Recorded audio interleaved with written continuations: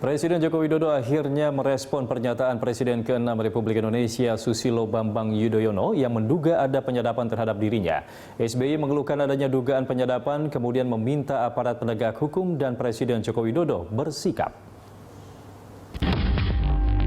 Kalau saya bisa bertemu beliau, niat saya ingin bicara dengan beliau secara belak-belakan. Dan Ketua Forum Rektor Indonesia. Usai menghadiri Forum Rektor Indonesia, Presiden Jokowi mengaku heran mengapa SBY mengaitkan masalah penyadapan dengan dirinya. Menurut Presiden, isu yang disebut SBY itu terjadi pada persidangan kasus Ahok.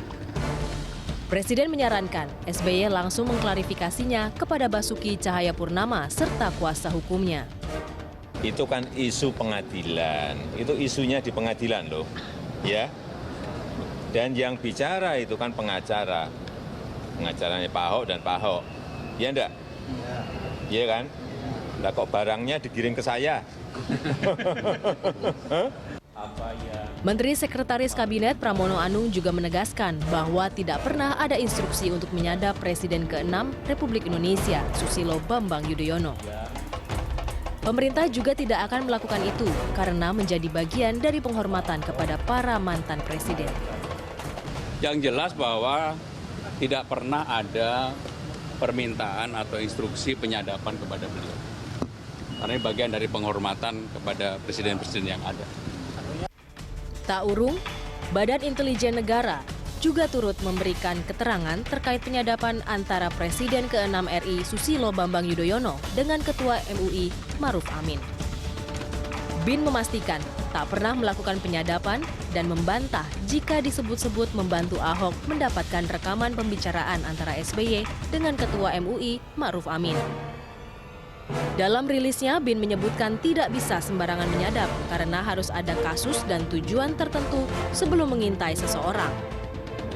Selain itu, berdasarkan Undang-Undang Nomor 17 Tahun 2011 tentang Intelijen Negara, BIN bertugas untuk menjaga sistem keamanan nasional untuk mempertahankan keutuhan NKRI. Oleh karena itu, jika untuk kepentingan pribadi jelas dilarang.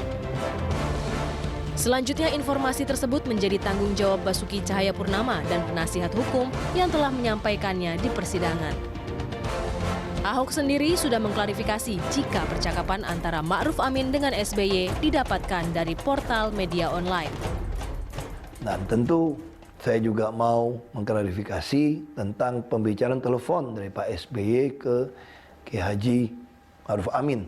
Itu disodorkan beritanya dari liputan6.com yang terbit tanggal 7 Oktober 2016 oleh penasihat hukum saya.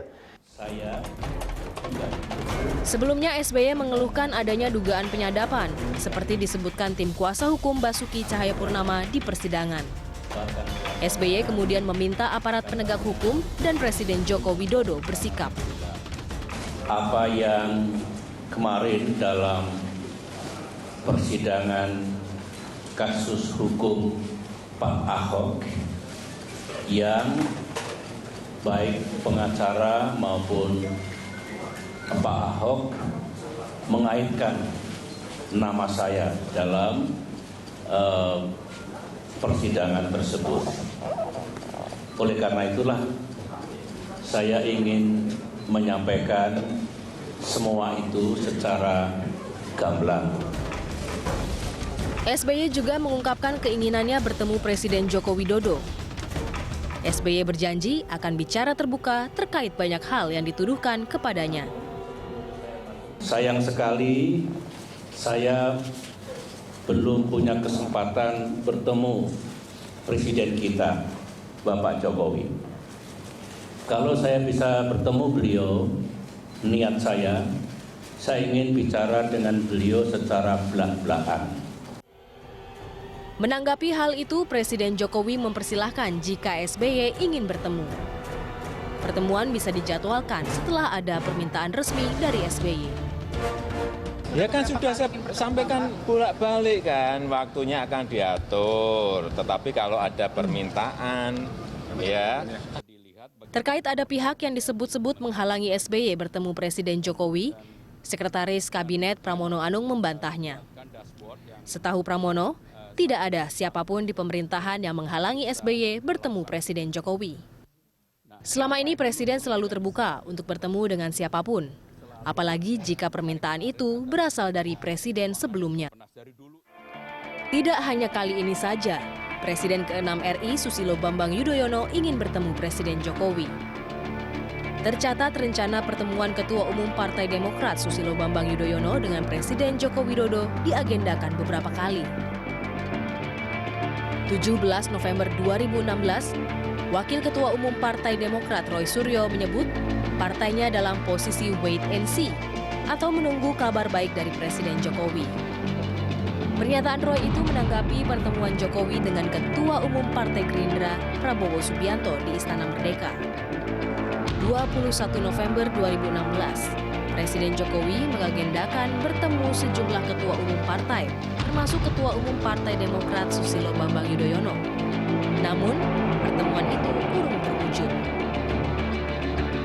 20 Januari 2017, Wakil Ketua Umum Partai Demokrat Roy Suryo menegaskan jika SBY menyambut baik adanya rencana pertemuan dengan Presiden Jokowi.